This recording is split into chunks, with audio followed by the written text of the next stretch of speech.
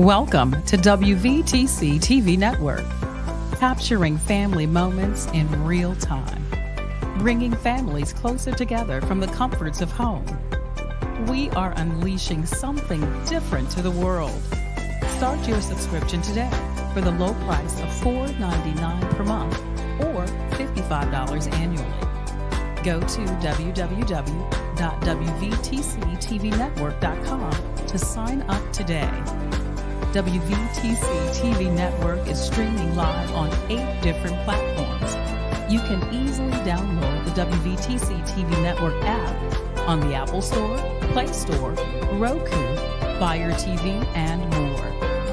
Here at WVTC TV, we have access to movies that everyone can enjoy, including independent films, Sons of a Preacher and a Good Thing, Treasures of Life, the epic drama, The Passion of the Christ, and the box office hit Madagascar Escape to Africa. Remember, go to www.wvtctvnetwork.com and sign up today.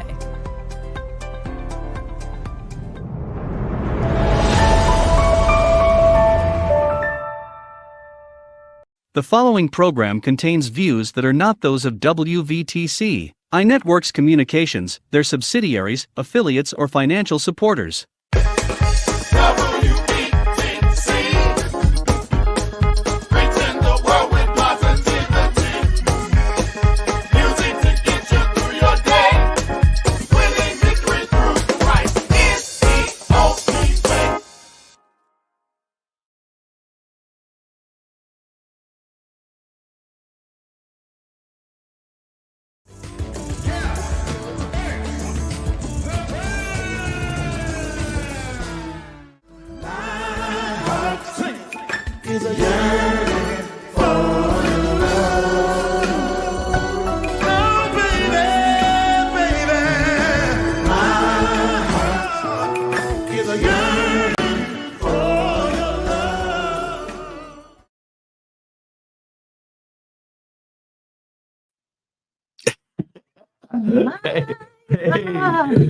Go ahead with yourself.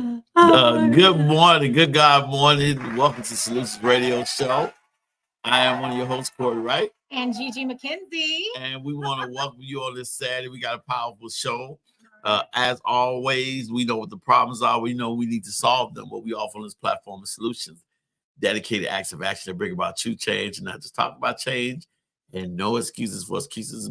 Our tools of accomplice that build bridges to nowhere and monuments of nothing. Broadcasting live from the WVTC studio for radio and TV. We're everywhere. We thank God for this opportunity. Miss Gigi, how you doing? I am blessed by the best. I'm wonderful. I'm feeling good. How was your week? My week was great. I missed being here last week. I was like, wait a minute. Felt a little empty. I'm like, I'm not in the show, but it's all good. Ooh, I had a group last week. I know. Goodness. It was good. It was They good. were super. They were almost as smart as me. Even with all 8 degrees, they were super smart. Ooh, we had such an amazing show. My week was pretty good. It was my week was spectacular. Let me just be honest. Both of our weeks were spectacular as far as that part. We had 2 of the most powerful prophets in the country. That's right. Poet to us, Miss Prophet Greta and Prophet June. And I tell you, they released some things and blessed us. It was phenomenal. Absolutely. Life-changing experiences. So much so I even wrote everything down. And it was really, really an amazing experience. And she prophesied. They prophesied to me and Gigi. Yes, absolutely. And then when I tell you 2,000% on the money, woo, they were awesome. Unbelievable. So it was an amazing week for me working. And I thank God we got 3-day weekend so I can relax. I normally spend with my son, but he's going to Great America and got some school stuff. Okay. He has grown up and got bigger. So but today's show, we're going to talk about a very, very powerful show, very deep show. And the show topic is, should somebody have to go through someone's problems to get to their heart? And this came about, problems or issues? Issues, problems, however you want to label it. Should somebody have to go through somebody's issues, problems, extremities, whatever you want to call it, so that you can get to their heart? And the reason why I say this is because there is a little war that's going on in the dating community. There are a lot of single people. There are a lot of people who don't want to date, who says, you know what, I'm not going to date because there's too much problems. Or unfortunately, you have a lot of people that's frustrated with their own race when it comes to dating. Now, I don't want to date my own race. I'd rather date somebody because everybody is looking for love, but many people that want to change for love. So, Miss Gigi, let me hear what you think about that. Let me give your opening statements on that. Oh my God. Should someone have to go through someone's problems to get to their heart? You know, all of us got problems and issues and that. However, I think I haven't dated in a very long time. And I know if I were single tomorrow, oh my God, I would want to peel the onion a little bit to get to the root of a person. And I believe you would have to, get through the issues that they have and the problems that they have, to get to even know that person. People wear their problems, like a blanket or a shield or something, as opposed to, and they carry a lot of luggage around, from past relationships and past issues and things of that nature. So, I think you have to penetrate some of that to get to know somebody. But I think it's also the discernment to know if as an individual, if I'm equipped to even be able to lend a hand to that person. You have to also know somebody's intent, and why they want to be with you. It's a lot of layers to go through. It's a lot to kind of dissect. There's no just, yes or no answer here. I think it's going to be different for each and every situation. Okay. But what I think, unfortunately, we all have problems. We all have situations we go through. That's right. But the thing is, we cannot let what we go through, we've been through, or what happens to us become our character. That's true. See, a lot of people want relationships, but they want people to come into their already devised life and say, okay, I'm going to fit in it. Right. Or a lot of times we want people to deal with what we're going through, like we created it, like somebody new created it. Right. And unfortunately, a lot of times people have been fighting so long that they just swinging at everyone. Right. Because to me, and let's just open up with this, is that I think in the day to day, I think both parties don't realize that you have to choose both parties. That it is not just a one-sided choice. It is not that you just choose. Like, I've run into a lot of ladies who feel like you're the prize and you're the one that's choosing me, and I don't have to choose you. Like, because whatever you've done in your life, good or bad, whatever you worked on that to better yourself. Right. So do I have the right to come in your life and tell you what is good for me, or what you got to do that's good for me opposed to what's good for you? Or do I have to, I'm the prize. And so you have to choose somebody for your life that is going to bless you and that's going to help you. One of the things about me is God showed me in this year of preparation that I don't thrive in chaos. I maintain, but I don't thrive and build in chaos. For me, if a person can't be my peace, you can't be with me. I don't care what you have to offer. I don't care what you look like. I don't care what you do, because if you don't imply peace to me and I don't have a peaceful place in you, what am I doing what I'm doing for? Right. Because I will never grow or never thrive in a situation that I don't have peace in. I agree. That's just me. You know, well, a lot of people feel like that the struggle, or they've been struggling so long that that's normalcy, that this is the way life is. And a lot of times it's not, because we're not called to struggle. We call to live life abundantly and deal with our struggles. But a lot of times I've ran into a lot of people who say, you know, basically like, you know, I choose you. Okay. Like, I don't choose you. Well, the thing is too, with this topic, first of all, the one party, if they're on a struggle, they should want to better themselves and their situation before seeking a mate anyway. Because why present struggle to somebody? Why present issues to somebody? Well, I believe that God is not going to always send you somebody that's perfect, not perfect, or in a good position. Because I know all the years of therapy I've gone through, and I know that working. And you see, I had the Association of Black Therapists here, and you know, I'm studying and working hard, so that's a part of ministry, because I understand that everything is not spiritual issue. Some things got to be unlearned. You know, some things are discipline over deliverance. Let me say that again. Some things are discipline over deliverance. If I can't ask God to take away my hunger, but if I say, okay, I'm going to stop eating the way I eat and start exercising, that's discipline over deliverance. People have mixed up deliverance with discipline, which is the basics and the root word for disciple.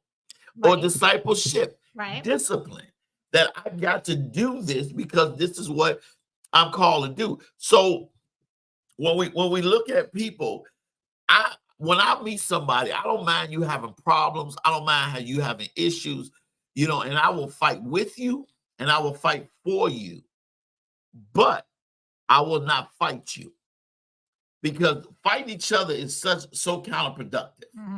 So I am not going to fight you, because if you cannot identify the enemy or identify the problem, and you can't identify the help, then what happens is I get in a scramble mess with you, and now I'm unhappy because now I'm fighting you to help you fight the things that's been fighting you.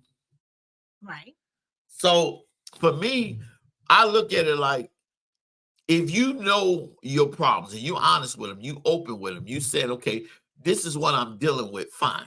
And you say, this is what I need to do, and you understand that I am sent by God to help, then we'll work together to get out of that. You don't have to come out, you know. Exactly. Because if you have a problem and you know, like I said on the top of the show, everybody has issues and problems. But if you are able to recognize your own issues and problems, and you're presenting that to a brand new person or whatever, and you all can collectively, that person says, okay, I'm gonna help you with your issues and problems, and you can collectively come together and, like you say, fight together as a couple and as a unit, then that's great. A lot of times people are in denial, number one, and then number two, they expect the other party to handle their problems, and they're not doing anything. Ooh. They just, I'm just here, and I'm just wanting you to handle it.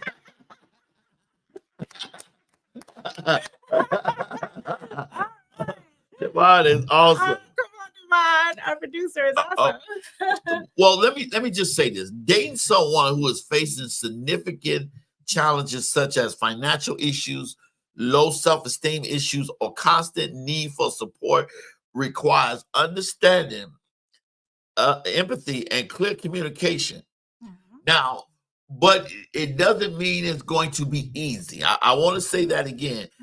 When you date somebody who has significant challenges such as financial issues, low self-esteem, and have a constant need for support requires understanding, empathy, and clear communication. One thing we have to look at when it comes to meet somebody that's got a bunch of issues, facing significant challenges, could be financial, low self-esteem, or constant need for support. You got to look at, as the person that is looking to get involved with this type with a person, or get in type with, you know, because a lot of people look good. They look good. They got things So going you're on. looking at the exterior. Right. Mm-hmm. You have to personally assess your feelings and boundaries for this person, not according to them. Because one thing, see, for me, there are certain. I'm 51. There are just certain things I will not tolerate. I'm not going to even get involved. I'm not going to get in somebody who can think they can talk to me any kind of way they want to talk to me. I'm not going to get involved with somebody who, if I say something they don't like, then they go in on me. You can't get a word in. That's why. No. I'm not. Listen to me. I'm done. I will never let anybody come into my life and chastise me. You help me build no parts of my life. I'm done. I'm just gonna be. There's certain things. When I look at my feelings and boundaries, my boundaries is peace. And Lord knows how much stuff I've been through in my life and how hard I had to fight for peace, and God giving me peace, and the prophet of God said that I'm finding a greater peace with God. I'm not rushing into anything. This is the first time that I've been on God's plan where I ain't trying to do it on my own. You know, and I'll talk about what the prophet of God revealed to me a little in a few. But when I look at somebody, I have to assess my feelings. Right. Because I got to look at what it's going to take for me to get to your heart, and whether what you have going on is worth me doing it. Right. Because a lot of times we tell our lives trying to take on somebody else's problem. And a lot of people feel like their problems ain't as big as they wanted the problems to be because they used to dealing with it. Because a lot of people have made dysfunction work. Exactly. I know I have. Made it work, and to a point that become normal, and then becomes a part of my character. Absolutely. So going through therapy, I understood that these things need to be removed. But a lot of people won't take responsibility for what they bring to somebody's table. Like I'm gonna, like I have a right to bring what I bring. No, you don't. And you don't take it personal. Like there are a lot of good people that have a lot of good things to offer that don't work for me. Don't mean that they bad people. Right. You know, they don't have understandable. What you think? That's totally understandable. I get that. And it's definitely different in latter years. I believe that when you're older, mature, have been through several relationships, have been through hardships, been through certain things in life, and then you overcome those things, and from that overcoming those things have bettered yourself and moved forward and hit new levels. I believe that it slows you down now. You're no longer in a rush to be jumping in a relationship with somebody or situationship with someone, because when you take on someone else's issues and problems, it turns swiftly into a situationship. Hold on. Now I've got to handle what you're bringing to the table. I got to help you carry your luggage. And I think that it is a responsible thing for people to do prior to even jumping into a relationship, is to assess your own baggage, assess your own luggage. Because like you said, you come into the table with what? Because if you're not coming to the table with solutions and with some prayer and vision and all of these things, then basically you're just an additional problem that I've attached to my life, as opposed to someone who is coming into my life to help me further the assignment that God has placed on my life. It's that's why latter year relationships are even more critical than it is when you start dating in your 20s and in your early 30s and that, because even if there's problems brought, y'all are building together. You're kind of on the same playing field. Right. When you're older, it's like, hold on here. I done been there, done that. I done been to the rodeo. I done been to the carnival. I done been to the farm. I have been everywhere I should go. I have worked on myself. God has blessed me to this point. And the person that you decide to bring into your life can either better you or sabotage you, one or the other.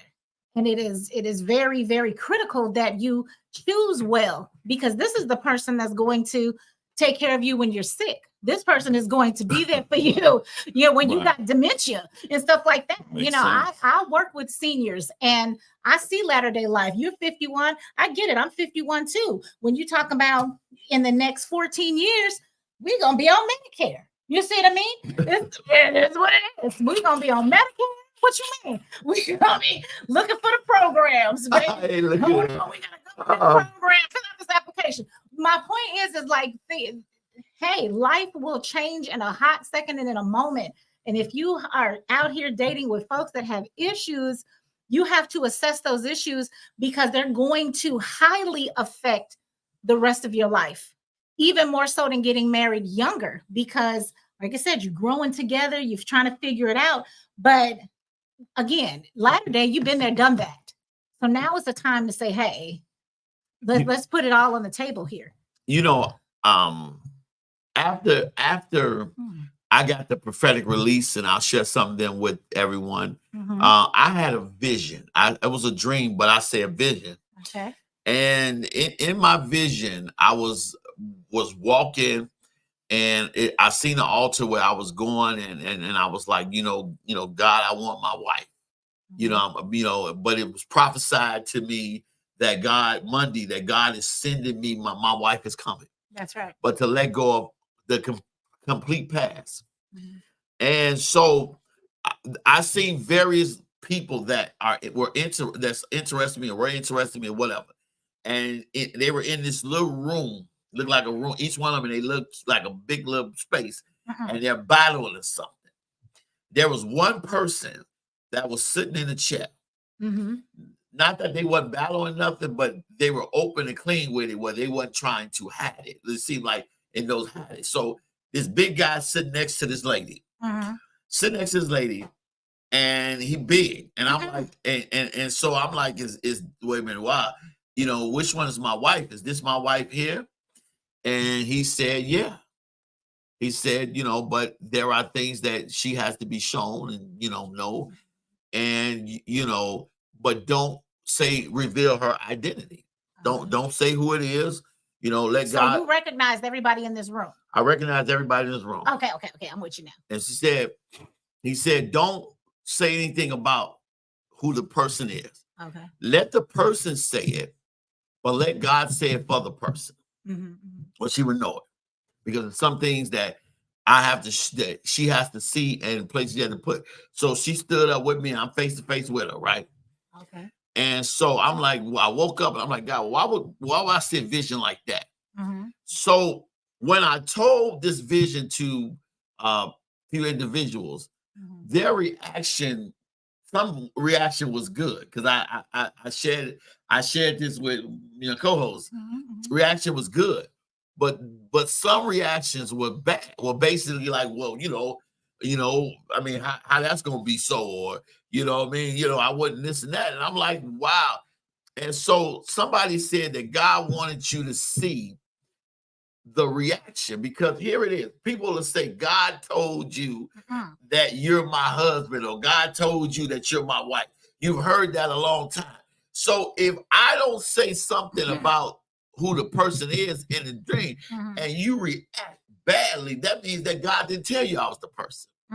Because God ain't gonna tell you something and wouldn't tell you, and would tell me, or do something different. Right. Because I was wondering, it vexed me. I called Gigi and a few other friends, like, it vexed me. Like, why would I not say the name? Or why would I not say something? No. Because if I tell the person to know. But I wanted you to see the reactions, and the best reactions show that this wasn't the person that God had for you. This is not the person. Because a lot of times we look at people and we're rushing. We want to rush people, not because of the plan that God has for their life, but for what they can add to, what you can add to their life. That's why the rush is. Because the prophet of God said something to me, and I'm going to share these things. The prophet of God said something to me about me being angry and frustrated, because in my mind, I thought I should have been further than I was supposed to be. In my mind, I'm like, God, I put all this work in here, and all this, and I was angry because I felt like I've done so much for everyone else. Nobody's done nothing for me and everything. And to God had to reveal to me not only what's coming, the work that's coming, far as the deliverance ministry and things, but they were all my ministry all along, and I didn't get that. To the point that I had to go and repent to my entire family and apologize to them and everyone and repent and ask God not only to forgive me for my trespass, but forgive those that trespass against me. Come on now. And to forgive and release, and then forgive me for trespass against you, God. Come on.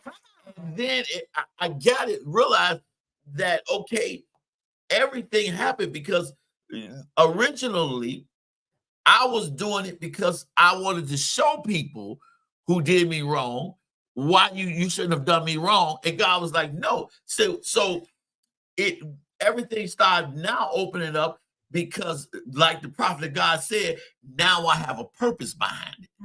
Because there's a call of God on my life, and the financial blessings are not just for me, but for family, multitudes or generations.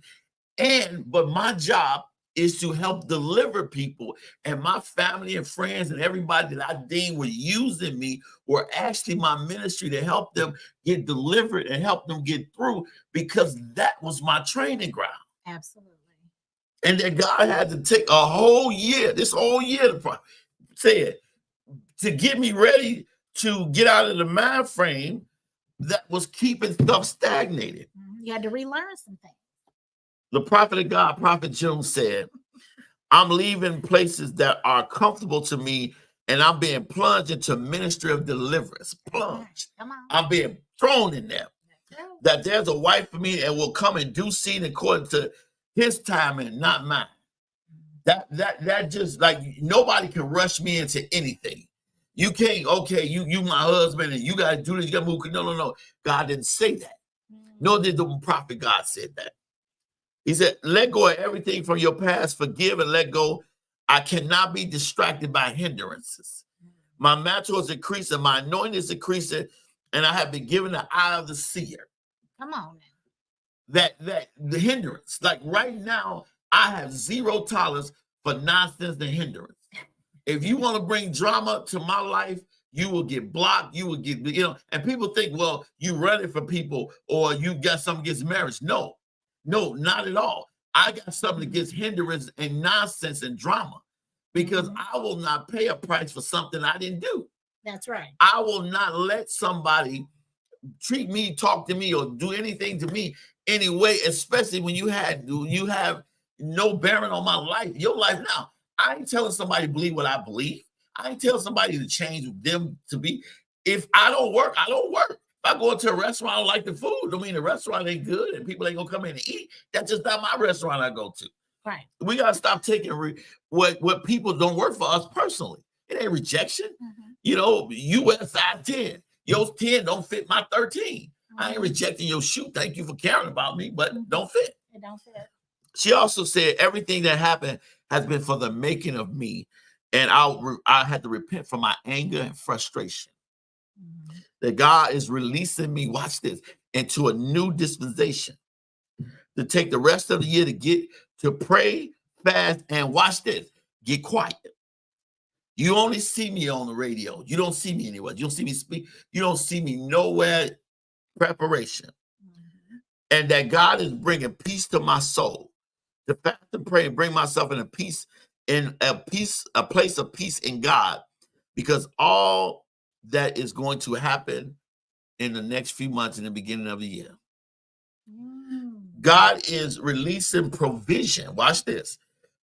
For me to ask for forgiveness, which I did, and to walk in forgiveness and repent to everyone, provision, because now what God has given me to do has a purpose. Come on now. Has a purpose. So when I meet somebody, because of what's happening in my life, I elevate my intentions, which means I have to understand why I want to date this person, and am I genuinely interested in this person, or I'm just feeling compelled to help them. Woo, go ahead, Gigi. I know how to talk a little bit.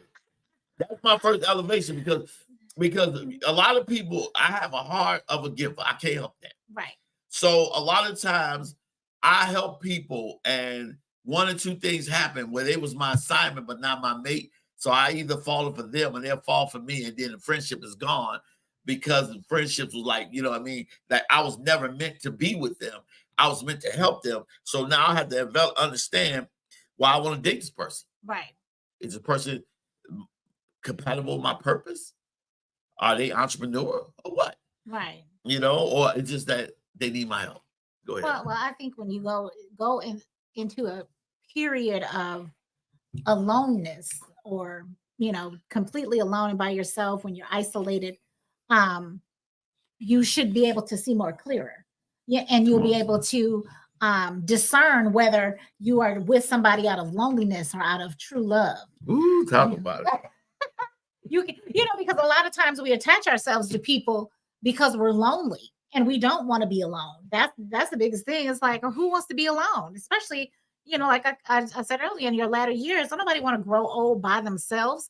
But at the same token, you want to be able to discern, am I really buddying up with this person, or is this, I'm truly caring and loving this person, and I'm loving him and he's loving me. And it's hard to see when some folks got issues and problems and all types of stuff going on. It's you have to go through that. I think that when you start out here dating, because God has already given you the assignment. He's already shown you who your wife is. So preparation is key for you in this situation. Well, you know what? He's been preparing me. He's been preparing her. And the thing was not that he gave it to her because the prophet of God, and he said that she's coming in due time, but I need to show her something first and put her in a position. And what I'm thinking, I need to put her in a position where she's in a position of power, where she's not choosing to be with me because of situation. Mm-hmm. She's choosing to be with me because she want to be in. Mm-hmm. And a lot of times people want you and they won't be honest about the fact that how do you benefit them? Like for me, one of my biggest downfalls is I don't have a chance to court a woman correctly, because 9 times out of 10 she needs me. Mm-hmm. Like, I need you to step into this right now. Right. Listen, I didn't create your financial situation. I didn't put you in a bad situation. If God has me doing this and I'm taking my time to get to know you, because if I'm with you and we cannot grow or we cannot have peace to build something, then it is. Because one thing I do is I give people what they give me. Like, I have no expectation of people. When I meet somebody, you too busy, then you just too busy. I don't even try to make plans to see you. I don't even try to get involved with you, but you're too busy. Like, there are some amazing people that you're chasing there because you're so afraid of losing yourself. Listen, go right ahead. There are some people who stuck in their ways that, like, I will never take responsibility for what I bring, what I say, what I do, because I have a right to. You do. You have a right to believe what you believe, say, but I don't have a right. I have a right not to participate. Mm-hmm. I have a right not to come. You got to be bothered with that. Right. And that's what people don't get. So I give people what they give me. Like, you got to eat the plate you serve me. This ain't no joint, no your plate or my plate. We gonna eat off the same plate. Mm-hmm. So, and I met that. A lot of times people, oh man, I always make an excuse. There are some people that I was supposed to go out with months ago, but never will, because they're always too busy. Or with me, now I'm so busy sometimes. I have responsibilities and sometimes too, because one of my things is that I drive for a living. Mm-hmm. So on weekends, my days off, the last thing I want to do is drive. I'm hoping the woman got a car, you drive. Mm-hmm. Let me, because I drive for a living, 8 hours a day, 40 hours a week. I'm driving. Mm-hmm. I drive a big truck, every day. So, so you want to be chauffeured around? Well, just I don't mind driving, but sometimes it's like, give a brother a break. But my thing is that I don't have a chance to get to know somebody because you want me to immediately step into your problems. And God had to show me the reason. I realized that me being single, me being away from ladies, me being away from people, how much I've accomplished is because people jump in your life and take the focus off where God is taking your purpose, what you're doing, to focus on them because they're in a deficit. Mm-hmm. They're distractions. Right. You're in a deficit, because most people that complain about what I'm not doing for them has been blessed by me.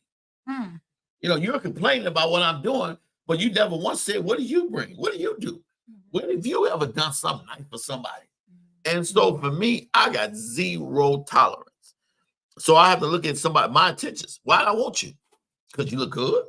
Because you're beautiful, because you great, you got a lot of things on, maybe because you're a great woman of God, or maybe because you got a lot to offer. I don't know. But I gotta be genuine. Am I genuinely interested in you, or am I in love with your gifts? Or do you just need my help? Because I respect somebody who says, I just need your help. I can respect that opposed to, I want to be with you in this, because you're not gonna rush me, because you know what? You didn't help me give me what I got. You ain't gonna help me take it away. Right. Well, I mean, if you're, like I said before, people have a lot of issues, but you can't fall in love with people's gifts. You need to be in love with their fruit. Oh, You need to see the production, and you need to see the what they're producing here. Because no, it ain't what the words say. You know them by the fruit that they bear, not by their gifts that they have. That's what the word of God says. I'm just saying. So I've not been in the dating game a lot, so that's why I'm being kind of quiet on this subject and letting you take the lead, because you are single and I'm not currently single, and so it's a little more difficult. But I understand, in the sense of, if I was a single woman in this world, I would be isolated for a time, because this world, the offering out here ain't so hot. And if a woman, if a man, because the word of God, first of all, says, when a man findeth a wife, he findeth a good thing. So a lot of women out here that are chasing after the prize that should not.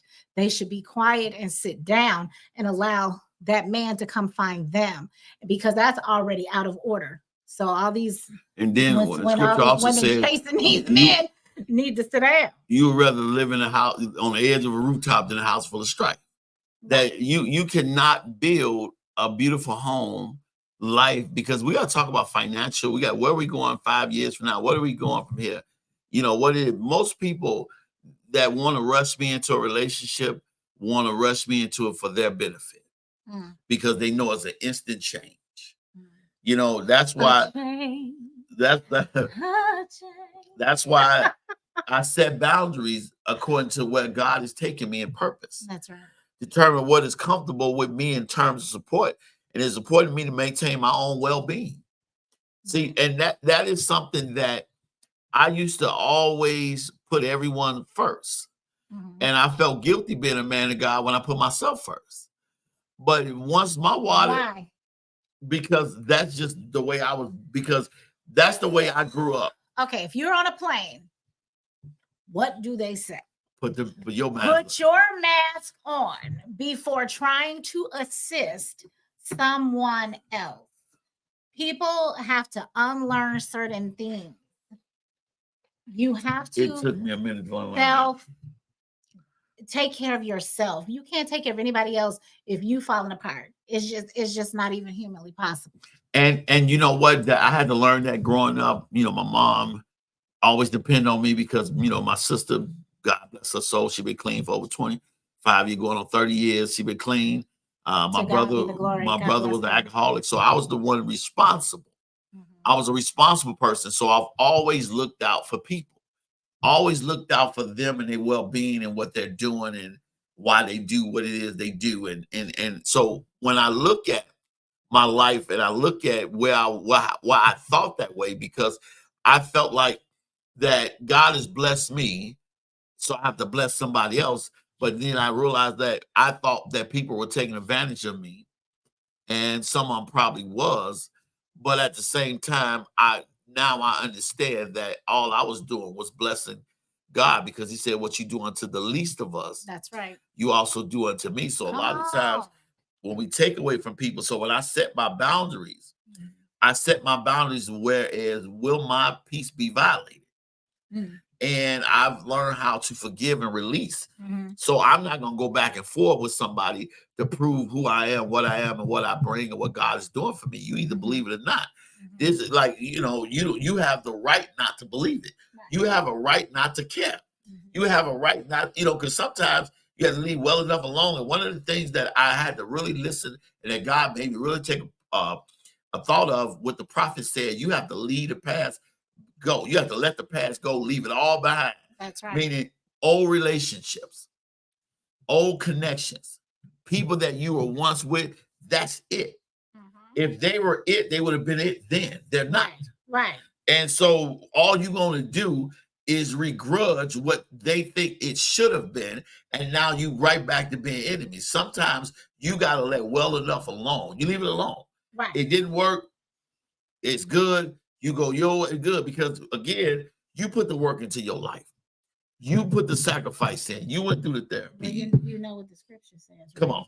It says, as the dog returns to its vomit, so a fool repeats his folly. There you go. Come on. That's powerful. That's Proverbs 26:11 for anybody who is interested. Read that again. Go ahead. It says, as a dog returns to its vomit, so a fool repeats his folly. That's what I'm saying. When I'm just the type, I will give you 1,000 chances.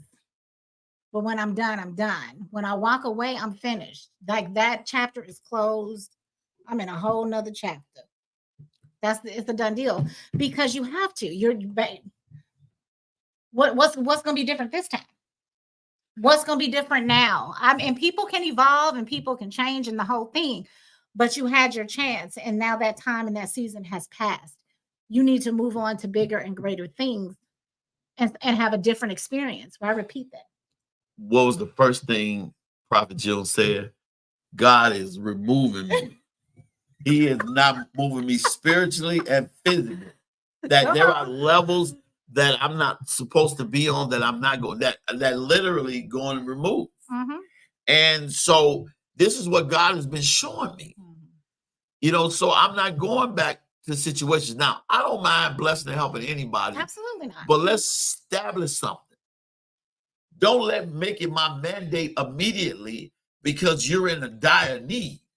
Like, don't make or don't make me have to go through all these things that somebody else did to you. One thing, I had somebody tell me on a date that I'm elusive because I won't answer questions on experiences she had with somebody else. Well, that's not my experience with you. Had you and I been in a relationship, we would never been there. We'd never be at the point.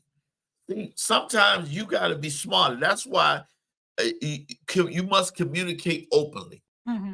Like for me, I need two things to happen.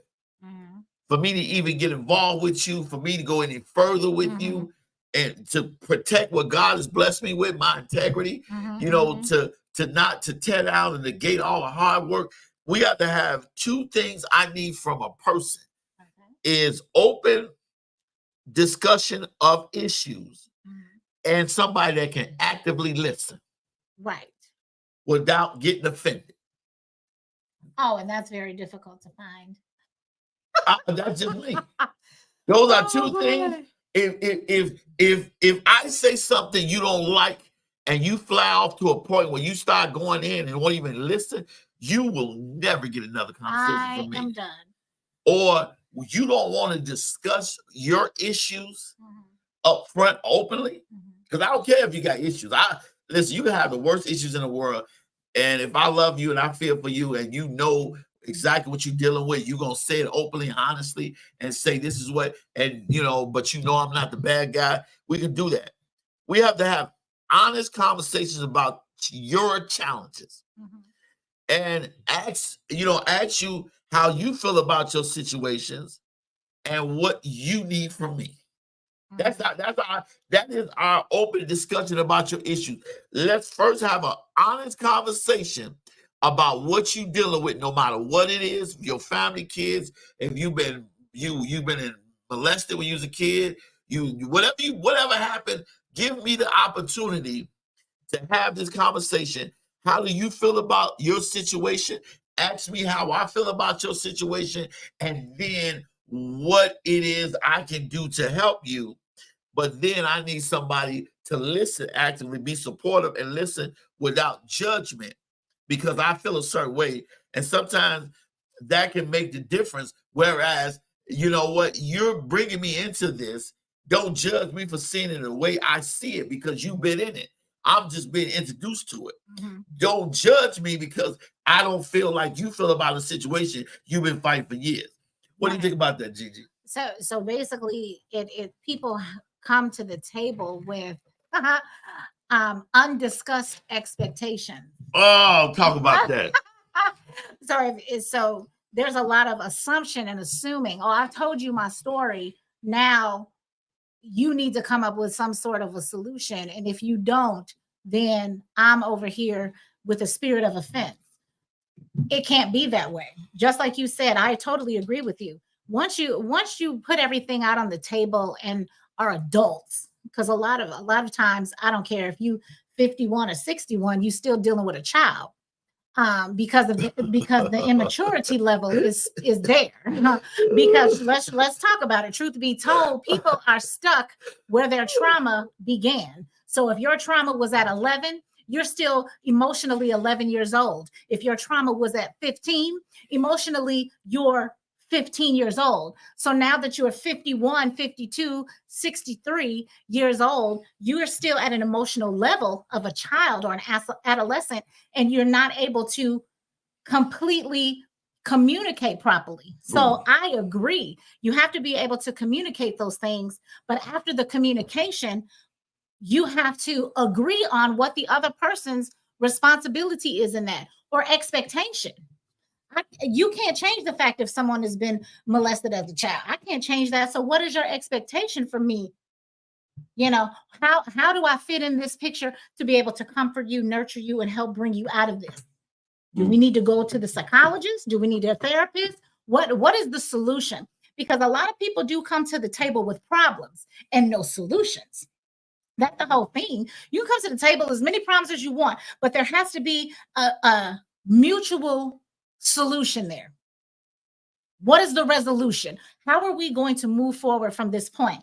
Because just like you, if I started dating tomorrow and the man that has sought me has issues and problems, which hallelujah, Jesus, I hope he don't have none. But anyway, if he did, came to the table with problems, we should be able to have some sort of a resolution to say, okay, as we go forward, some of this luggage and baggage is going to be able to fall off so that we can go to another dimension together. Now, okay, no, I want you to answer this.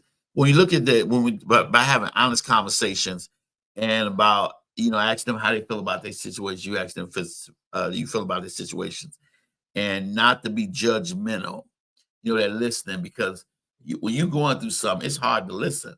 How do you do that where you can listen without being judgmental, being that somebody just stepped into your situation, or if somebody can't listen and they feel offended, is that a red flag to leave? Absolutely. If you can't pour yourself out to somebody and they take it at face value and meet you with humility, that's a problem from go to me, because that means anything going forward is going to be met with that same judgment. Okay. Period. That means there's absolutely no grace. And if you can't have grace in a relationship, because just like you said before, nobody is perfect. There's not one soul walking this earth that is perfect. So if I am in a situation and I can't be met with grace, that situation ain't gonna last too long. It's not gonna stretch to the end of time. It's not gonna be an eternal situation, because you with somebody until death do you part. It's gonna be until you get on my nerves. It's not gonna be until death. You get what I'm saying? You have to be met with grace. Do you know the divorce rate is in the 90%? I can believe it. That divorce rate is in the 90%. And, when I was studying for this radio show and I talked about discuss issues, having an honest conversation about challenges, is that most people won't change what they're going through, what they've been through, because they won't honestly look at it or have an honest conversation about what is going on. Mm-hmm. They won't say exactly. A lot of people say, hey, I'm just dealing with something, but I don't want to talk about that. Let's talk about something. No. Because my life is important to me. Where I go in life has everything to do. And a lot of times people don't want you to give an opinion. But a lot of people are in denial. They're in denial. And that's the reason why they're defensive, because they are in denial. If If somebody says, you know, Gigi, your breath stink, if that's a fact, well, baby, grab me a mint. I'm sorry, I didn't mean to offend you. Give me a mint, baby, so I won't be up on folks with my bad breath or whatever. That's what you say, not oh my god, you all in my breath. You know, it's like what? Just you all upset about it? If it's a fact, it is what it is. Just take the mint and be okay with it. I don't get it. It's like what? Well, and that's why people have to have out of conversation, because a lot of times, if you keep facing something with different people, then it's not the people, it's you. Many people don't get that. Mm-hmm. You have to be honest, and you have to be honest enough to accept somebody's view on your situation. Well, it's a pattern of behavior. If you are consistently in the same situation over and over again, it's not the person. It is you. You're the common denominator. And you have to be able to look in the mirror and accept that and ask God for a change to come. You have to say, Lord, what am I doing wrong?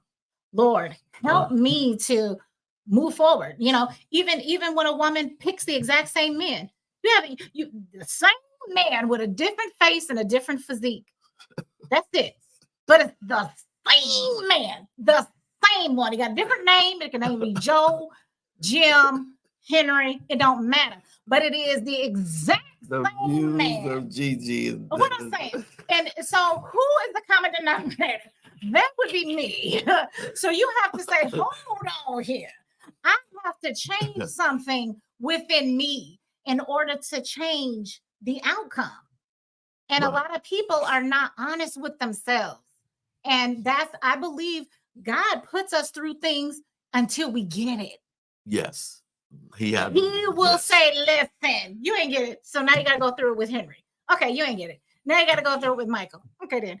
You didn't get it. Now you got to go through it with Isaac over here. It's the same thing. We have, so who's the common denominator? That's why when does it stop? And it's up to the individual. A lot of times we look out the window at other people and it's their own fault and it's your fault and it's your fault and it's your fault, as opposed to looking in the mirror and saying, wow, this is really my fault and I got to get me together. And that's true. And that's so true. And that's why, when you look at that, because don't bring me into a situation that you get offended by my response to it. If you have disrespectful kids and they are disrespectful and my kids are respectful to me, then don't get mad at me for saying that that's not right, or, you don't know my kids. Because when I talk, my kids, you see my boy, when I say something, my kids know, we don't hear that. I don't have dictatorship. Right. When people ask me, well, what do your boys think about if you came home with somebody? My boys would be like, hey, Dad, it's your girl. I'm glad you happy. And that's it. And they, according to them, I'm their dad. They ain't mine. It's a dictatorship in my house with my boys. I don't play that. I'm there to parent them. I'm not there to be their friend. I'm not there to get their approval. Right. What I say goes. You see, when I talk to my son, you hear him say nothing. He doesn't respond until I'm finished talking. He's a sweetheart. Yeah, all three of them. That's my heart. When I finish him, and his birthday on the 15th. Well, we love him. Okay, so we got to be able to do that. Now, one thing we got to understand is, and this is something that many people don't want to understand, is you have to promote self-improvement. That's right. Therapy was for me to better me for somebody else. You know what I mean? You have to encourage. My thing is, I want to encourage you to seek solutions to your own problems. And you do that through God, whether it's therapy, financial planning, or personal development. And I will support your goals and help set those achievable goals and celebrate your progress no matter how small it is. But I'm not responsible for it. Even together, I got to want to do better. I don't care if I'm your spouse or your parent or whatever. If I do all the work, I don't benefit you. If you want me to step in and take care of you and do all this because that's my role. Your role is still to be my helpmate. Right. So if you want to, like I heard somebody say to me, get mad, and I said, Mm-mm.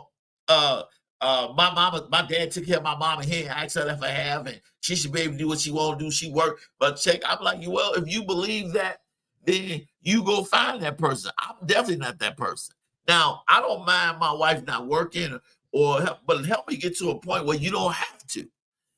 Making me sacrifice under you to make sure you have what you want to do the way you want it, not opposed to the benefit of the marriage, the financial planning, and something for the future, but just to make you happy so you can live and shop and do whatever. That's not the person I need to be with.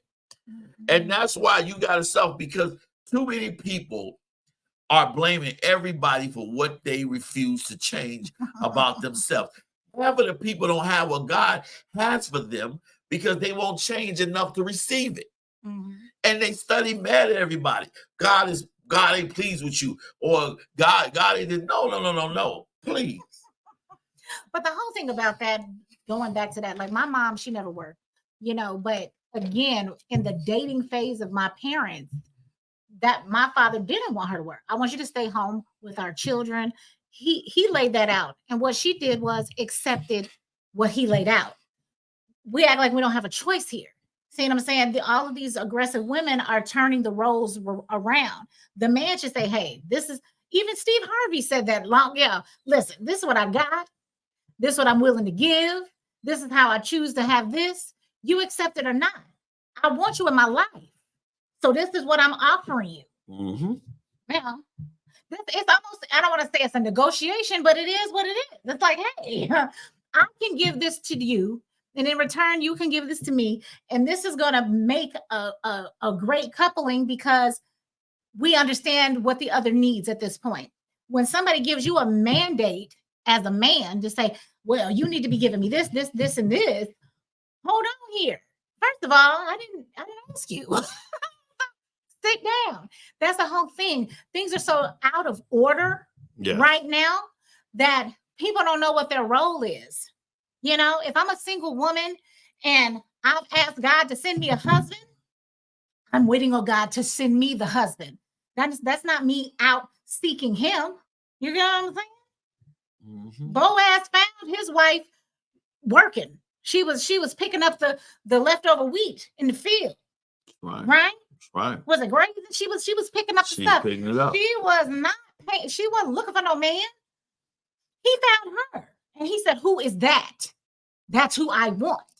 And then I will provide for her because he was the richest man out there. Come on now, y'all read your word. Y'all know. And so that's why it's so important for us. When I used to tell the story about my friend who he's well off and he got married and he gave his wife $100,000 in her bank account before they got married. Right. And I don't know if I told you guys this, I'll share this with you, because he said to her, I never want you to be in a position with me that you have to be.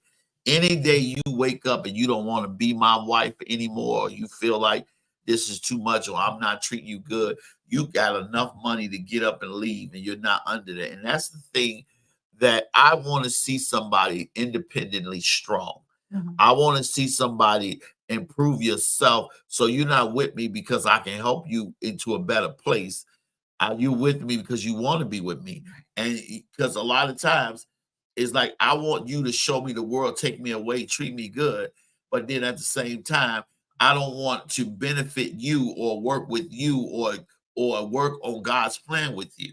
Mm-hmm. I need something now. I need to be saved now. I need to benefit now. I need you to help me with these bills now. I need you to put me here now.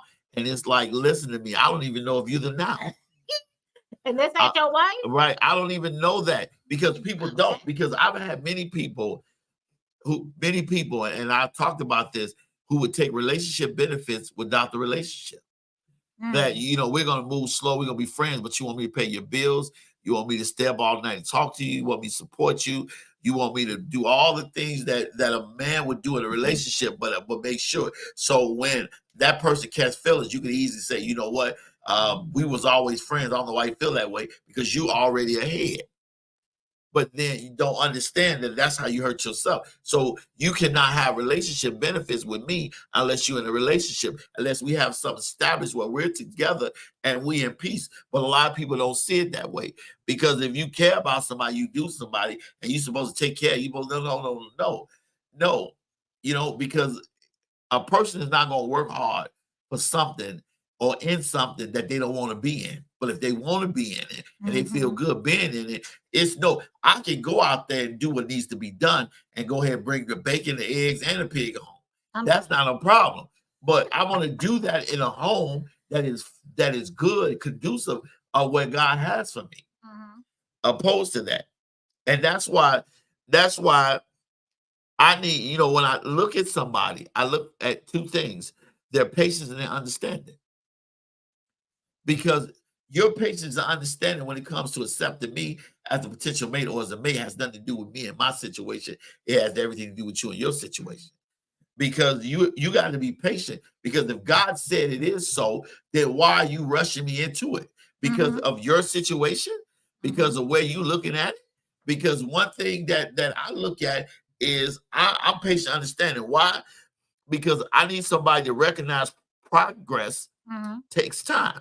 Right. Understanding that challenges in self-esteem and in financial stability won't happen overnight. And be patient that navigate their challenges. I need you to understand that I am not equipped. I am not God to change your self-esteem issues and your financial issues overnight, because I have responsibilities of my own. You have to navigate your own challenges until we have established something together where we can navigate together. Because I don't care how beautiful somebody is, what they have to offer me. If we're not growing, we don't have financial stability, we don't have love, then, and most of all, we don't have peace. I don't need you. What do you have that another woman don't have? You know what I mean? Well, it depends on the woman, because even the Proverbs 31 woman, when you go down to Proverbs 31 and 16, this particular woman says she considers a field and buys it. Out of her earnings, she plants a vineyard. And that's the whole thing. It's not always about money and that. She has to bring something to the table. And folks need to read, women need to read Proverbs 31:10 and beyond to understand what a righteous woman looks like. And when a man is looking for a mate, he needs to look for a resourceful woman, and a woman that is going to have her own and bring something to the table. Now, I want to be clear. I'm not saying that a man shouldn't take care of a woman and, you work together on that. I'm not saying that you got to be doing what I'm doing. What I'm saying is we need to navigate from a place where we're together with a plan and we're going. One of the things that I try to avoid, and this is what a prominent therapist said, that you have to avoid rescuing people. While it is natural to want to help, you have to avoid taking on their problems as your own. This can lead to codependency. Well, hold on. Because you got a choice. You could either rescue a woman or kidnap her. One or the other. Here's the thing. One of the things that I have been guilty of in my life is rescuing. Like, listen, even, let me do everything. Let me bring you out. And then what happens when I rescue you, bring you out, put you to a safe place to do, you leave. Because again, I didn't ask you to build something. Now, hold on. While it's natural to want to help, but you have to avoid taking on their problem. Most times, people want you to get with them to take on their problems as your own problems, negate your problems and your responsibilities. Because to them, only thing that's important is their problems. So when they look at it that way, they become codependency on you, meaning that I'm dependent on you to help me through what I'm going through, no matter what you're going through, because I'm your mate. I'm your other half. I'm that person. So what you're going through, your responsibility, what you're dealing with, and see what happens is They feel like now that I'm your wife, I'm first over everything, even include your problems, your kids, and whatever thing you're going through, your responsibilities, your call of God on life, your purpose, everything that I'm going through and everything that I'm dealing with and everything that means everything to me is foremost and important, which then they stop being your mate to be your codependent. And then they create codependency and study communion. That's why, because when we have holy communion with God. When we look at the Trinity, they're in godly communion. They're in harmony, working together. And that's what Satan never understood about man, is the community, is the communion. That's why he'll kill one person, kill another. He didn't want to communion. He didn't want to commune with the rest of the angels. He wanted to be God. He didn't want to commune with God. He wanted to be God. And so a lot of times people don't know how to commune together, meaning they don't know their place. They want to sit in the race. You have a lot of women want to sit in that man's chair. They want to be the alpha male. They want to be that person. And then you have a lot of men that want to sit in women places. But there has never been a man. It's impossible for a man to be on this earth to have a baby. Only a woman can have a baby. And so what happens is we're out of our roles because we don't know how to commune together. And then we're looking at that. Why? Because we have become rescuers and study helping somebody commune together and working together. So you don't have a mate, you have a codependent or codependency. It has to be a mutual understanding, because the easiest way for a woman to be in her feminine energy is for a man to take away masculine responsibilities. You have to understand that as well. And it doesn't necessarily have to be a money situation, but it just kind of depends on the relationship and what each other have to bring to the table. I mean, I've shared before that, I've been married before, and with my first husband, he was not a good steward. He didn't work half the time. So he was Mr. Mom and I was out working, and you sometimes have to, adjust depending on your family dynamic. But you still have to work cohesively together depending on what each of you bring to the table. My point is when you out here dating, you have to, like you said at the top of the show, is to communicate what each other has, your issues and problems, put them all on the table and like a jigsaw puzzle, kind of put it together to see, how do I fit in this scenario and how can we make this a successful and effective going forward? Because if there is no success, then that's a red flag. That may not be your person. That may not be your partner. Because if you can't have a cohesive conversation from the beginning, all you're doing is setting the stage for the future. And that's so important, because people that there was a study, and there was a lot of therapists and people talking about the underlying war between people, even in our communities, between the Black male and the Black female, that everyone is fighting each other to a point where nobody is working together to grow anything. Everybody else they're coming into relationships with problems, fighting problems, because people don't want to do it. And that's why it's so important, as I read an article where it says you got to seek to support yourself. You have to talk to friends or a therapist, but they can be helpful. But your own support system process, you must get into a place where you can process your feelings and experiences in different aspects of life. And you have to gauge in self-care, which means you have to prioritize your own mental and emotional health. And you have to do that by being able to be in a place where you can remove what is blocking you from being the best you. And so when we look at support, seeking your own support. I have a responsibility to myself to get help for myself and to save myself. Because even though people have did things to me and put things on my life, I cannot use that to let that be a part of my character and to allow the devil and life to defeat me. I have to get the help. And so what I've learned in therapy, and I've learned through spiritual growth and emotional and mental well-being, is that I have to take responsibility for my thoughts, because the battle is not in my situations, in my mind. I want you guys to get that. The battle is not in your situations. It is in your mind. How do you look at it? Do you look at the glass half empty, or you look at it as half full? You look at it is that, okay, I'm better than I was yesterday. I'm not where I want to be today, but I'm closer. And so that's how you when you think about you have to look at the point. What is it that will help you? See, what helped me was therapy, because all my friends are only talking to me through points, and they always talking through points in a situation where, you know what, I'm not talking to you because I want you to be better, be free, but I'm talking to you because I want to match your point with my point, and I want to match your side with my side. My therapist always say to me that I don't go down the road you went down to get you out. I build a road to you that will lead you from where you are to where I was, and I bring you out that way. And the difference is the reason why, because I don't get lost in you or get lost in what you got lost in. I bring you to the path where it's going to get you out the quickest, but it's going to get you out. So now when you look at your problems, you look at it from an out opposed to getting it. See, most people want people to help them by bringing them back through the problems.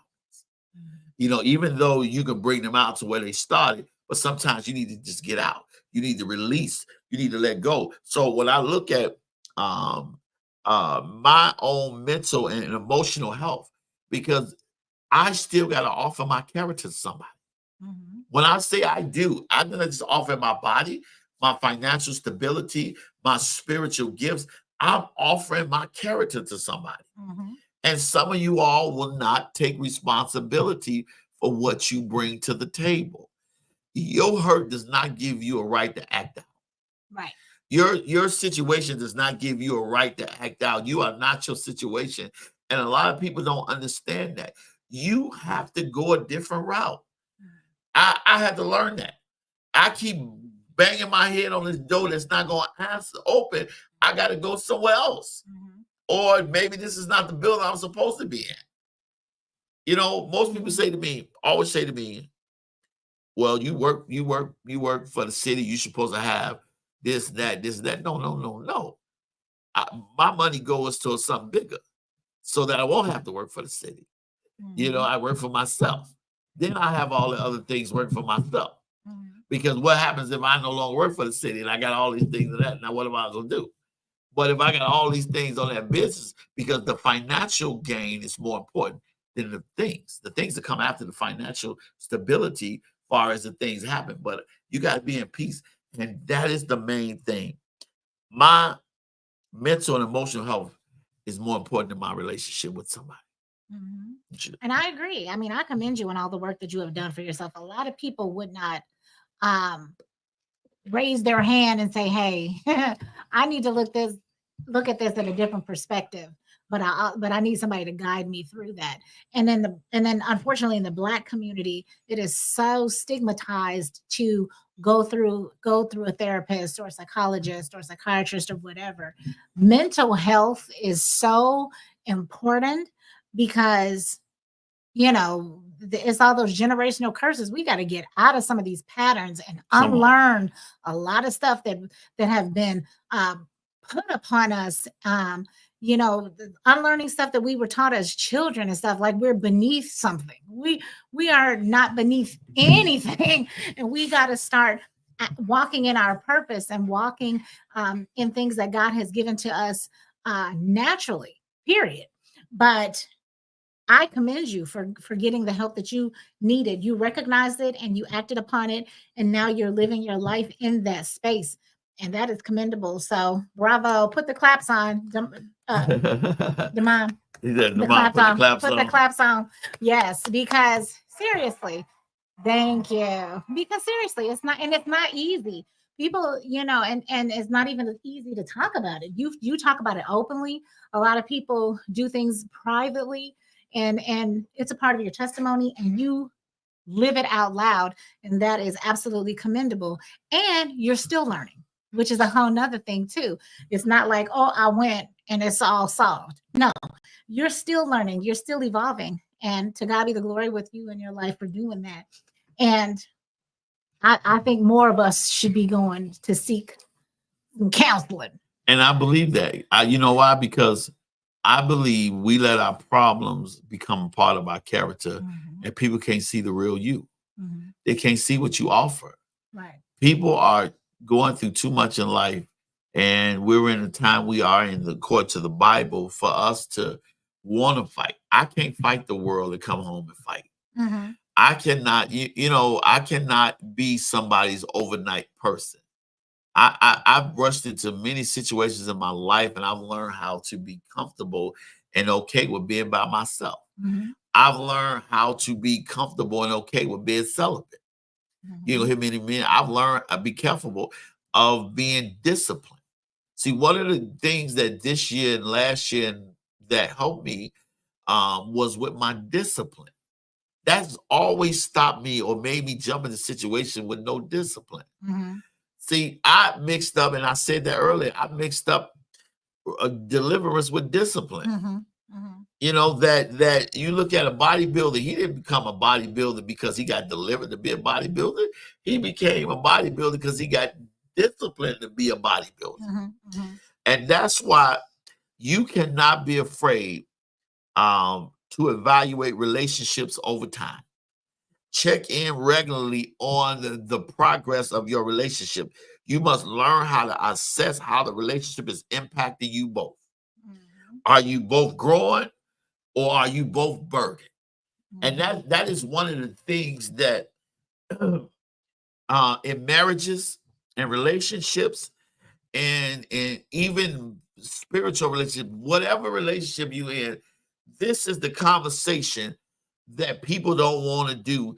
They don't want to regularly evaluate the relationship between the parties. Mhm. People have got married, and listen, I don't have to evaluate what I do to you. You my wife. I don't have to evaluate what you do, what I do to you. You my husband. You already married to me. We have access together. We have life together. We have all these things together. So I ain't got to look at it regularly on what I do to you. So I will never look at the relationship or the marriage now. Are we both growing, or are Mhm. we both burdened? Right. And a lot of times people feel like because you're my mate, you're supposed to be burdened. Listen. Woo! I know how to hit it. No, no, no, no, no, no. Because you have to understand, an employer will give you quarterly evaluation, and then they'll give you a yearly review, right? That is by design. That happens because we need to check in to see if is this position right for you, or you're doing well. Now we need to promote you to manager because you're doing such a good job, or we need to put you back through training, whatever the case may be. If you don't get evaluated, you don't know. The best thing about a marriage, a successful marriage, let me put it that way, is you coming together, and because there should be constant growth. Sometimes one spouse could be growing and the other one is stagnated. Ooh, ooh, ooh. Come on. It could be a point where they're both growing, but now they're growing in different directions. What it is, so you have to figure those things out. You have to come together. All of a sudden, your spouse listening to rap, you're like, hold on, because there's other influences outside of your house. So all of a sudden, they listening to different music, they have different interests, and you as a spouse are in the dark. How is that when you one? You're supposed to be one. So if you're one, you should be growing together. You should be sharing things. Hey, I heard this new song. Come listen to it real quick. What you think about it? This and that. Otherwise, what's the point? What's the point of being married? What's the point of being coupled with someone if you're not together? If you're not growing together? If there's no unity? I don't quite get it. You know, that's why when I was listening to this therapist yesterday, and I wrote this down about check in regularly. Yep. That we don't check in regularly. We don't check in with our spouses and our mates because we have grown to the point where we got them in a position. Whereas, I'm not leaving and you're in a position, so I'm not going to check in because most people think the work is done before the I do, and there is no more work that needs to be done after the I do. That's crazy because there should be reassurance at all times. How many times in the Bible does God say, I will never leave you? Do not fear. He continues to encourage us throughout the Bible. It's over 300 some odd times in the Word of God. It says, do not fear. Yes. I am with you. So you don't think you need that same assurance from your spouse? You don't think you need that communication and those check-ins? Your spouse could be totally devoid and totally depressed if you don't check in with that person, because you get into a routine. You know, get up in the morning, good morning, brush your teeth, wash your behind, get to your job. You see what I mean? And then come home, eat dinner, say 3 more words to them, and then now it's time to go to sleep. Unless you deliberately, on purpose, have communication with your spouse, it's just I think run over. I think it's important that we regularly check in with our mates and our spouses. Absolutely. It's because we have a job to do. And like there was an exercise. It's your responsibility. Right. There was an exercise that that was done, and I, you know, that I've seen a couple doing in therapy. And I adapted it. This doctor was working with this couple. Mm-hmm.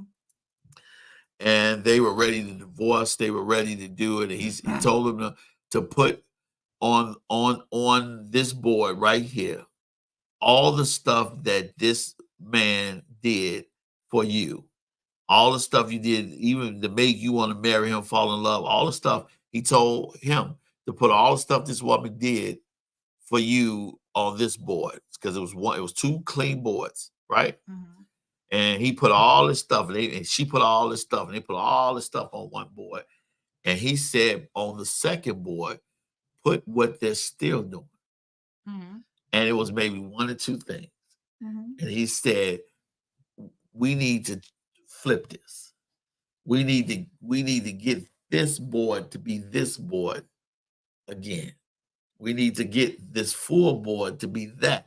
And so he was basically saying that what you do and did to get this person, you had to continue to do it or do more. He said what should have happened was the board that had so much on it should have kept getting full till they spilled on to the clean board, because now you keep adding on more things.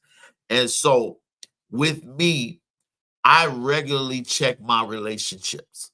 Mm-hmm. And my family, my friends, my church, you know, I regularly check my relationship. So am I growing with you? Because there are some people that you do ministry and I'll support or whatever, but will never support me in anything. So I realize that the relationship between us is not a blessing, it's a burden. Because basically you're not in it for us both to grow in. So I have nothing to do. I have people who I would help, and they only check on me when they need something. So that relationship is a burden. It is not blessing. Well, we both being blessed by the relationship we growing. So I have no relationships in my life that we're both not benefit from. We both not growing. And I regularly check in, because you can't tell me nothing about what I'm doing and you never help me do anything. You never contribute to anything. You never blessed me with anything. You never sowed a seed into me. I will never take disrespect from somebody or tell me what I should do when all I've done is bless you and sow it to you, and you have never sold $1 into nothing I've done. You've never blessed me. You've never supported me. But then you want to tell me what I need to do, what I should do. Miss me with that. You can, you know, and that's. I'm sorry. Did you say miss me with that? I got that from you. Miss me with that. Because I please. Every relationship that I'm in, oh my God, that's business wise, that's financially wise, it has to benefit both of us. We both got to go. Now, when it comes to family, that's different. It has to come, and that's the reason why the young lady I was reading about yesterday in the article, the therapist said that if both people are not growing, you have to be prepared to make tough decisions. Mm-hmm. If a relationships become too draining or unhealthy, it's okay to reconsider your involvement. Now, she did that because she made that comment open-ended, because you have to ascertain what your involvement is. So when a lady says that a relationship has become a burden, You have to be prepared to make a tough decisions. If your relationship becomes draining and unhealthy, it's okay to reconsider your involvement. What do you think about that? Her saying that. You do have a right to that. In a relationship, I also believe that when you're in a marriage, though, it's very difficult to because now it's a covenant. So people have to be very careful before they say I do, and ask the Lord to come into their marriage and all of that, and don't spend all this money on a wedding. Spend some time understanding how that marriage is going to work before you spending all this money on a wedding, because you don't want to get to the point where when things get tough, you're ready to throw it away. You have to be in a situation where you want to fight for what it is you had, because you should only be married once. You should only, that's why it's very critical when you make that decision. People take that so for granted to say, I do until one of us die, because that's essentially what you're saying in that contract. I'm going to be with you until one of us croak. Really? And in order to do that, you have to have a commitment level that, yeah, hard times are going to come. People don't realize that it's not always going to be roses and bubble gum and peppermint patties and Snickers. It's not going to always be that. And when those tough times come, that's why those conversations from get-go are very important. Put all of your issues on the table. Here are all of mine. Here's all of yours. Okay, let's look at all of this, this chaos on this table. And now let's address it. Right.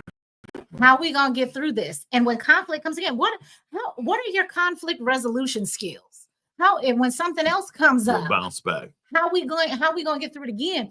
Because troubles will come. So how are we going to deal with troubles when they come? So that we don't ever have to get down to that bottom line. When it comes, we're going to walk away from each other, because that should never, ever be an option.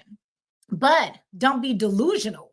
Like our friend Will Smith, he was married the first time, it didn't work out. So he promised himself, I'll never get a divorce. But don't stay in toxicity just because you've made a point. I'm never going to divorce again. I am not touching that. I'm just saying, you don't stay in dysfunctionality just because you've promised yourself you won't divorce again. That's crazy.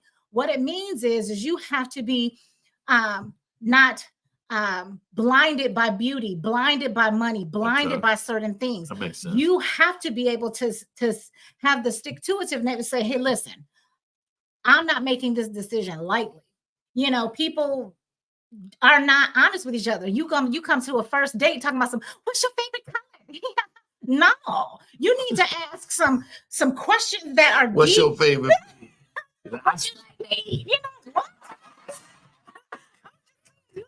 What you asking questions that don't even make no sense. What grade are we in? Are we in 5th grade? No, you have to right back if you like me. Yeah, you have to be able to. You have to be able to ask questions that are going to affect not only your now but your future. Because things do come up. A lot of stuff comes up that it's when you enter a relationship when somebody else has children. What is the relationship going to be with your kids? Is there 4 baby mamas you got to deal with? You know what I mean? It's like, hold on. Am I equipped to deal with that? Well, one of my girlfriends literally is dating a guy right now, and she loves the baby, but the baby mama gives them heartache and pain all of the time. Okay, then, well, you have to make sure this man is worth that. Really? Because there's a lot of fish in the sea. So you have to make sure that why am I attaching myself to heartache and pain when there's a whole nother route I can take? You see what I'm saying? Sometimes that's the whole question of this show. Should someone have to go through someone else's issues to get to their heart? Hold on. I've met this man. He got 2 children under the age of 4 by 2 different women. Hold on here. Okay. Right. Now he's nice looking. He got money. He's a man of God. All this great stuff. Yeah. But is he worth that? Because there could be a whole nother man over here that's got a good job and nice looking and don't got no kids or no extra issues. We don't have to just attach our wagon to somebody's horse that ain't gonna work. Sometimes it is best to be alone and take your time. My analogies be cracking you up. Just saying, you got to really, really take your time. And anybody that wants to rush into something, there is an ulterior motive. You got to slow down. Hold on. Let's look at this objectively. Let's look at this from multiple different vantage points. We can't, you just can't look at it from just one point of view. And how is this? How am I to serve you? How are you supposed to serve me? How are we going to work together? Do you actually have the same core beliefs that I do? People don't get Is it a remix on that? Hold on. You might believe this, but you don't believe that. And then all of a sudden you all already dating 6 months and figuring out something at home.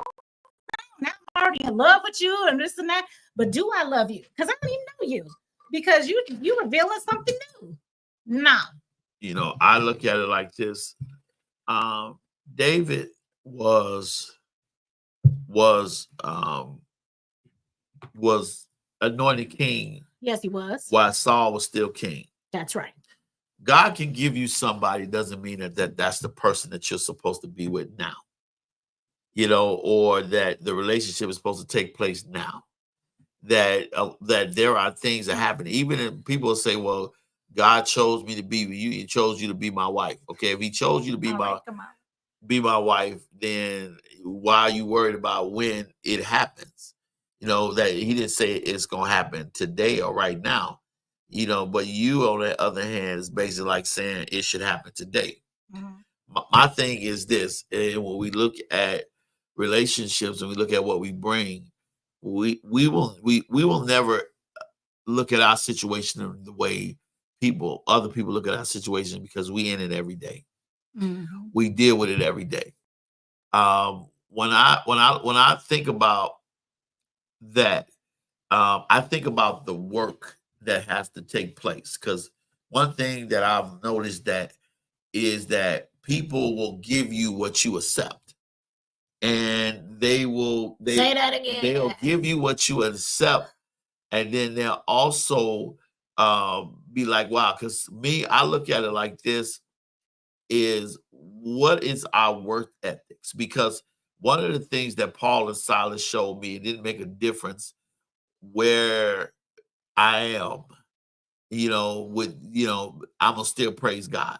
Mm-hmm. Even when they was in the jail, they was convert. When you look at David, said, though you slay me, that yet will I what? Mm-hmm. That's Job. That ain't Job, yeah, somebody. But what I'm saying is that situations shouldn't change love, work ethic, or situations how you approach it, because God is in control no matter what. Mm-hmm. A lot of times people change in situations because the struggle shows the true person. Mm-hmm. See, a lot of times you can't see people in the good, you see them in the struggle. Mm-hmm. You see their disposition, you see how they deal with it and everything. And if the relationship is not it's not a blessing to both parties, mm-hmm. and to both people, then why are we in it?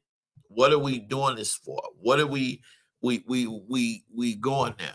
Because one thing that you have to look at, when a relationship or a marriage or whatever becomes draining, then it becomes against your mental health, you're gone anyway. Mm. It don't mean if you broke up, you're gone anyway.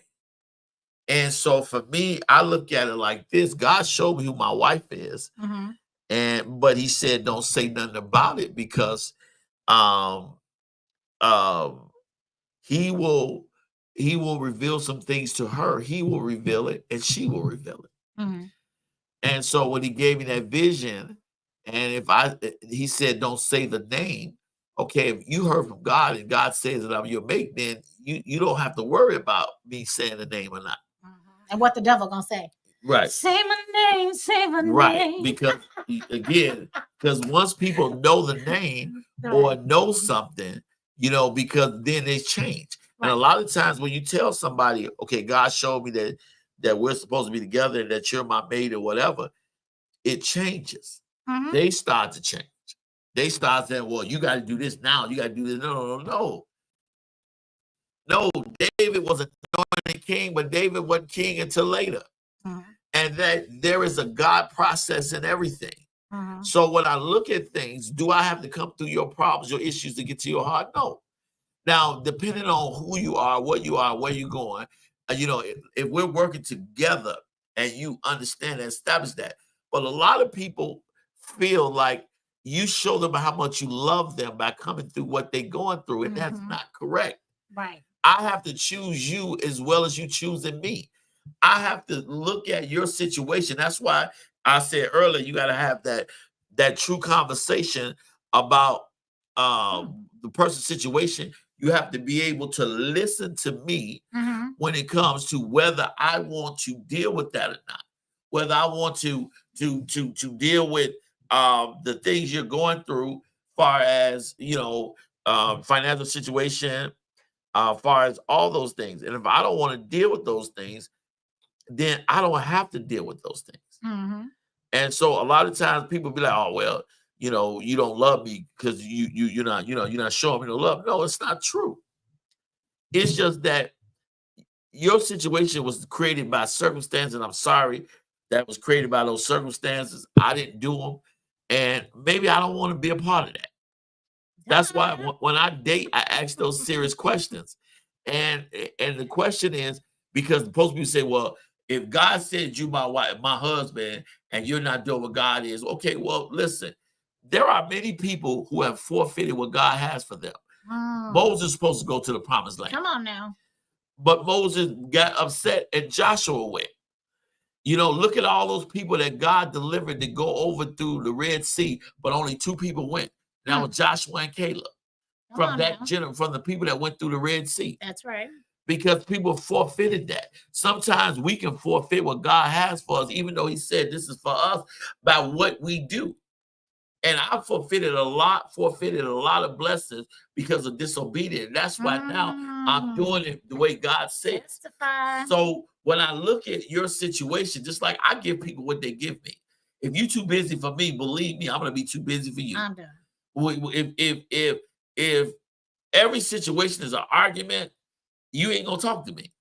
You know what I mean? Or if it's like, well, everybody else is in front, and it's like, okay, because I've met people who too busy chasing the bag. Fine, you chasing the bag, keep chasing it.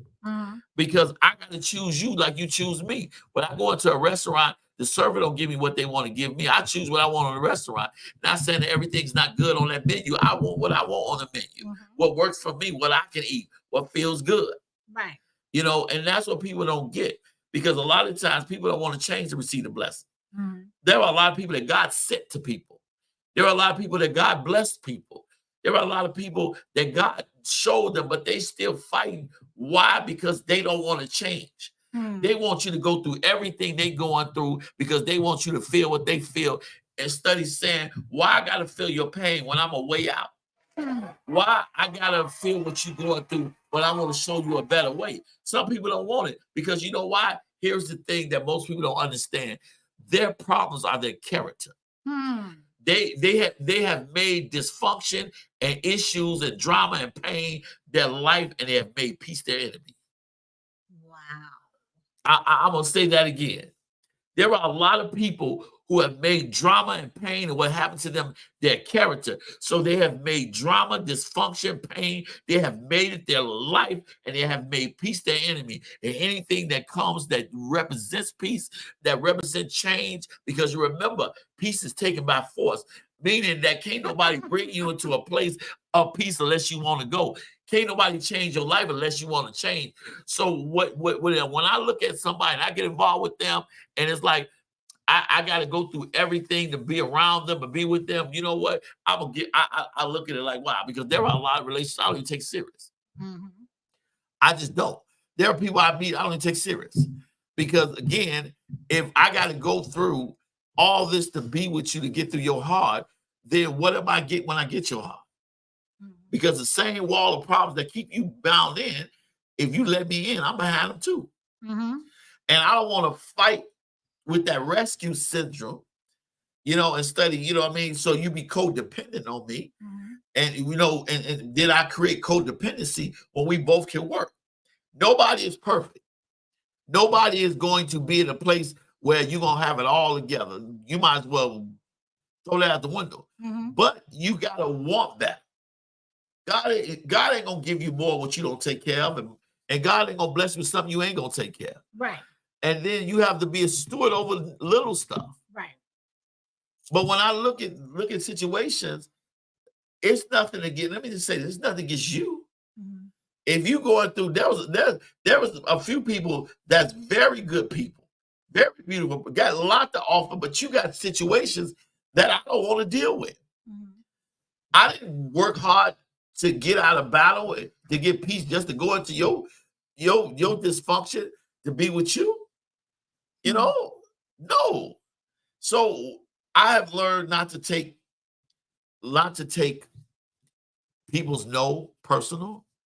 I've learned not to understand that just because somebody is good, anointed, beautiful, intelligent, doesn't mean they're good for me. If we don't build peace, and I will not give people relationship benefits if they want friendship from me. It won't happen. There will be no misunderstanding. I'm your friend. Right. So I don't owe you no financial obligation. I am your friend. I am not in a relationship with you. I didn't create your situation. I will help you, but you will not make me responsible or blame me or tell me I'm making you feel a certain way or telling me that, I'm running for marriage or running. No. I am not responsible for what I didn't create. That's right. You cannot make me be something that somebody else said it was going to be to you and didn't. I refuse to allow that. That was my whole problem, because I always wanted to step in and replenish what somebody took from you. But me replenishing what somebody took from you and giving you that takes away from what I have to do. I can't help nobody and pour to anybody if my pitcher is empty. People don't get that. You won't, for me, my heart, my love, and everything that comes with that, give me a place of peace. Give me a place where I can work with you and build with. Give me a place where I can say what's on my mind and my heart without you snapping off, japping off, going back and forth. Or let me tell you, because if you heard from God, you don't treat blessings any kind of way. It's a scripture where he said, I will take their wives and give them to other men because of the blessing that comes with people. I'm secure in who God said I'm supposed to be. I won't tell her because God said he'll tell her, and he'll show her, put in person, in place. But I'm not going back and forth. There's a level of respect that I'm going to deal with. There's a level of respect I'm going to give you. There's a respect boundary that I have that I'm not going to cross. When you get to the point where you're going to overtalk me, go in and go out, you can stay. You can leave. Because your life, you being in my life, has no significance in my life. None.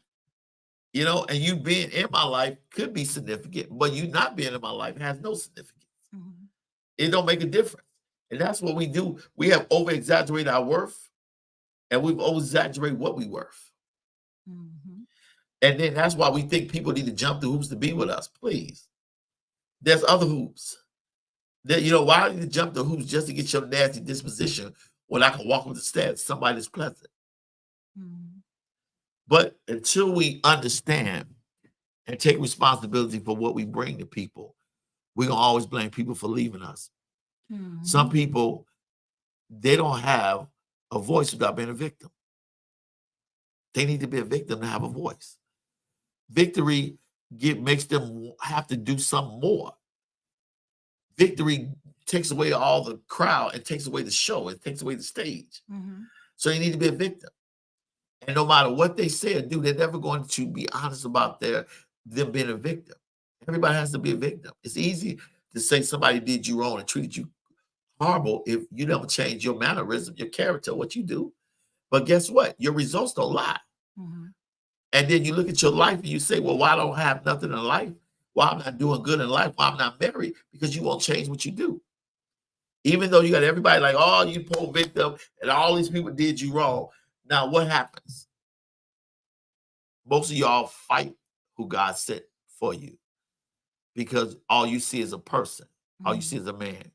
All you see a woman. You know why? Because you're too hurt to evaluate them spiritually. And then you look at your life and you say, okay, do it. For me, listen, if you can offer me peace, I don't want to be with you. So If we can't grow, because I cannot grow unless I'm in peace. What you think, Gigi? I'm sorry. No, you're good. You on your soapbox here to get that out. I ain't mad at you. Yes. Supposed to. Well, I just want to share this real quick, because I know a lot of focus. We gotta unlearn. We gotta learn some things. Unlearning things is taking us to the next level. Proverbs 24 and I can't read. And 3 says, "By wisdom a house is built, and through understanding it is established. Through knowledge its rooms are filled with rare and beautiful treasures." When you look at that as far as relationships are concerned, you have to have wisdom to build a house, which means you can't build anything with a person without getting to know this person and having understanding of who they are and things of that nature. It's like you cute too. Let's be together. No, that's not it. You have to build something with a strong foundation, and it comes from wisdom. We have to work on ourselves first. Wisdom, working on ourselves to understand who we are first. I can't get with somebody else if I don't understand my own triggers, if I don't understand my own issues, if I don't understand my own battles. And sharing that with the person that I'm supposed to live the rest of my life with, or even just get to know. And that person doing the same for me. Okay? It's all established with understanding. Now we got to have an understanding with this wisdom that we have attained. Okay? Through that knowledge, your rooms are filled with rare and beautiful treasures. You know, we have the ability spiritually to heal each other. You know, the word says that you go before for your peers and share your story. Through our testimonies and through the things that we've gone through, we have the ability to heal each other. What happens is a lot of people rehearse the hurt of their trauma and drama. And what happens is they continue to repeat those cycles as opposed to getting the lesson out of the hurt and the pain and moving forward. When we are stuck in the pain, we're holding on to pain. As long as you're holding on to pain, you're suffering.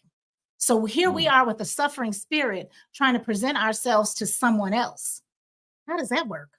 To be in a relationship. Once we say, hey, I went through this pain and I now see the lesson from this pain. Now I am able to say, yeah, I'm gonna brush over this. Yeah, I went through this. You know, when I was 9 years old, I was molested by my uncle.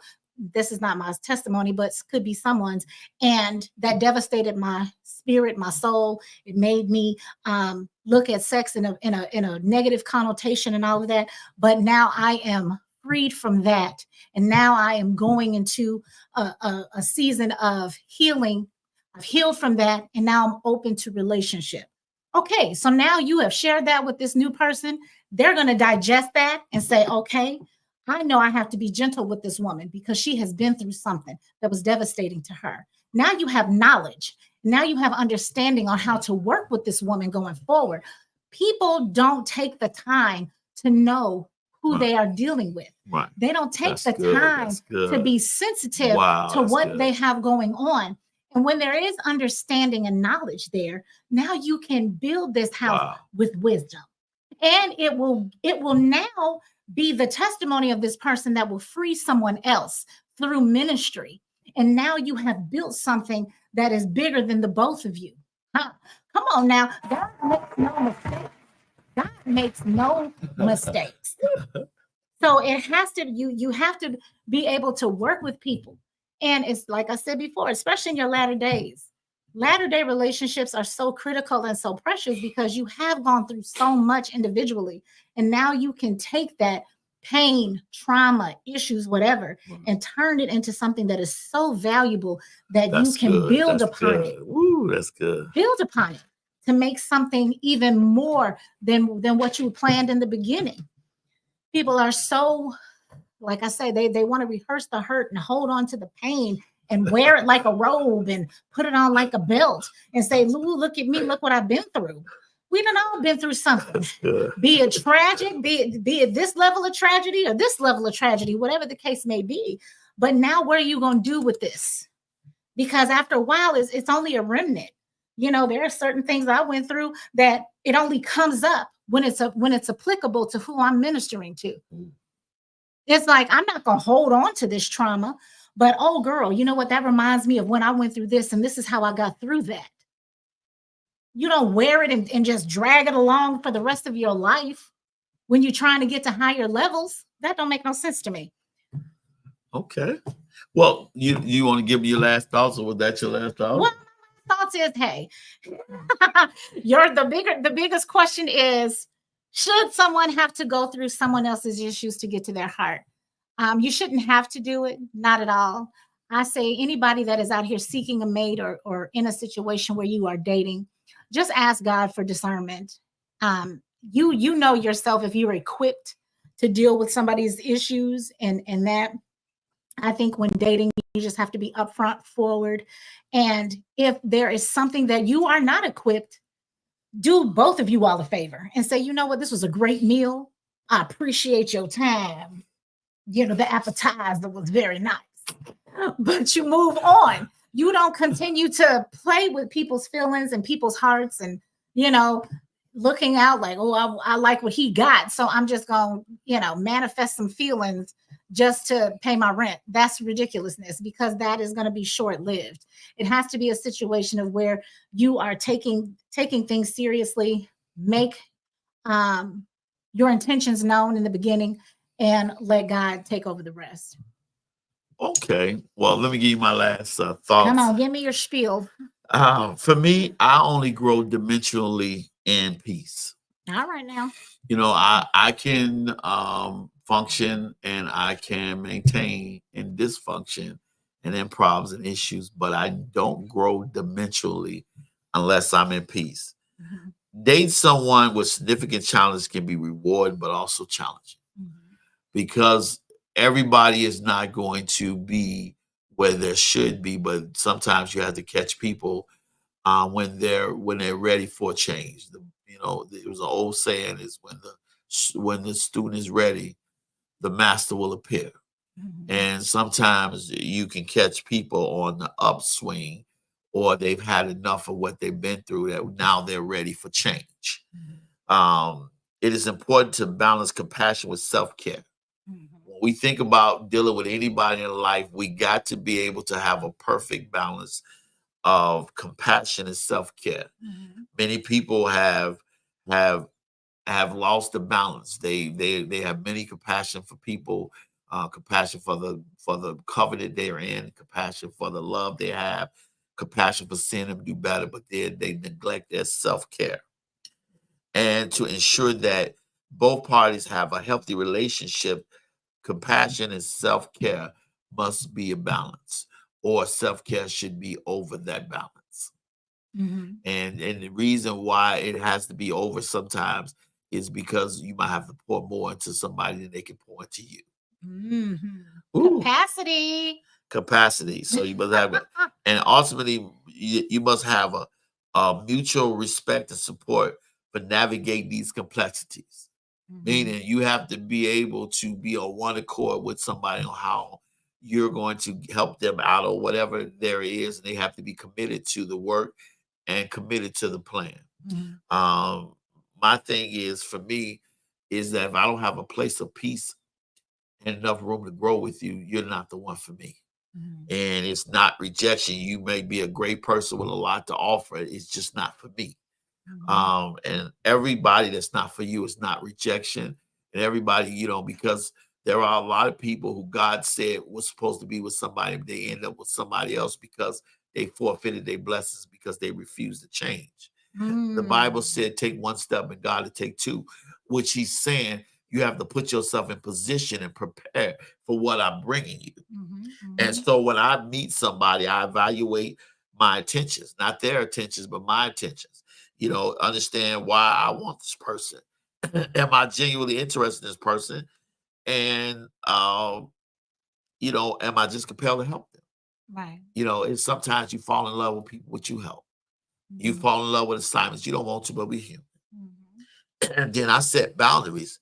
And I only allow situations where it doesn't violate my peace. Look, you see me losing my voice? Uh-oh. The devil don't want it out. Come on now. Say your point. And, lose peace. Also, I look at open communication. Mm-hmm. Can we discuss your issues openly, Mm-hmm. honestly? And do I have the right to feel the way I feel about your situation? Mm-hmm. And can I give you my opinion without your judgment? Because again, if you are in a place where your kids are disrespectful to you, but my kids are respectful for me, and I say I can't deal with disrespectful kids, you can't get mad at me because I don't come from a place where my kids are disrespectful. Mm-hmm. Mm-hmm. Then also I promote self-improvement, that I will help you improve, but the improvement responsibility is yours, Right. not mine. Right. And that I will support your goals and help you achieve goals and achieve small goals, but you cannot make me responsible for your life and what you've been through in life and the predicament you in, because I had nothing to do with that, nor did I do anything to you. And then you have to recognize that progress takes time. Understand that your self-esteem and your financial issues won't be healed overnight. And just because you with me, I can't make them happen or heal overnight. Mm-hmm. I am not responsible for your financial shortcomings Mm-hmm. because I didn't create the deficit that you're in. Right. Now, I will work with you out of that, but that cannot be a contingency on me having a relationship with you. I have a right to take the time I need and to get to know you as I get to know you as male and female. Mm-hmm. To know that this is where I want to be at before I put my time, energy, love, resources, everything just into a place. We cannot have relationship benefits if we're friends. We're in a friend zone. We're going to stay in a friend zone until we decide to be in a relationship. Mm-hmm. Another thing is that I avoid the rescuing syndrome. I can't rescue anybody because I don't want you codependency on me or my codependent. I want us to be a team that we're working together. I'm not going to do all the work. Also, you must seek your own self-help. You must talk to a friend or a therapist or somebody that's going to help you get there. For me, my breakthrough came into therapy. Mm-hmm. And then if the relationship that I'm in, we have to check in regularly. I say every week we check in to see if it's a benefit or a blessing, if it's a burden or if it's a place where we're both growing. If it's a burden, then I have to make that tough decision that I have to get away from anybody that's draining, unhealthy. I have to reconsider my involvement. So every month, every week, I have to reconsider, because you know why? I have a job to do, because I need to work hard to make you feel good and happy. And if I'm just worried about me being happy, then what happened? Hey, Mike, it's good to see you. I got to have you on some other shows. Mm-hmm. But we have to understand that what we've been through prior to meeting somebody, they're not responsible for getting us out of it. Mm-hmm. I will help you, but I'm not responsible for what you've been into, so you cannot hold me responsible. But then if I come with you and I realize that you're the one and I love you and I work with you, don't make me your enemy, or don't make your problems my problems, and then I become your enemy. Learn what to fight, who to fight, and how to fight, but don't fight the one that God sent you to help you. That's And right. always look at the positive.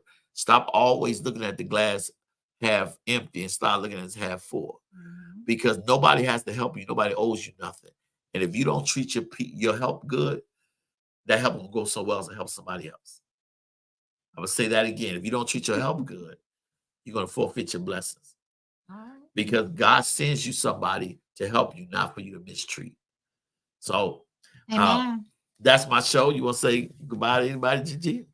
Well, yeah, I mean, good, not necessarily. But the only thing I wanted to say, because that was great. Just don't turn your companion into your competitor. That's all I wanted to say with that, because that was some good meat he just said. But anyway, Well, we need another 30 minutes. We need another hour. Boy, listen. So I want to thank you guys for tuning in to Solutions Radio Show with me and my co-host Gigi. Next week, tune in we'll be doing a show on why do people still fight after winning the war. Woo! We're going to talk about that. So I love you guys. Listen, be the rescue that you're talking about. Remember, you are responsible for getting yourself help. And go get help so you can live the best life you can live. God bless Love you you all. guys. God Deuces. bless you.